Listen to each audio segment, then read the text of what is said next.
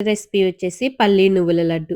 ముందుగా స్టవ్ మీద ఒక మందంగా ఉండే కడాయిని పెట్టుకొని, అందులో ఒక కప్పు పల్లీలు వేసి, మీడియం ఫ్లేమ్ మీద దోరగా వేయించుకోవాలి. ఇవి నిదానంగా వేయించుకోవడంలోనే ఉంటుందన్నమాట టేస్ట్ అంతా కూడా. చూసారా? పల్లీల పొట్టు ఇలా సెపరేట్‌గా అయ్యేంత వరకు వేయించుకొని, ఒక ప్లేట్‌లోకి తీసుకొని పక్కనుంచండి. నెక్స్ట్ అదే ప్యాన్‌లో పల్లీలు తీసుకున్న కప్పుతోనే ఒక కప్పు దాకా నువ్వులను వేసుకొని, ఇవి చిన్న మంట మీద మాత్రమే చిటపటలాడేంత వరకు వేయించుకొని, ఒక ప్లేట్‌లోకి తీసుకొని పక్కనుంచండి.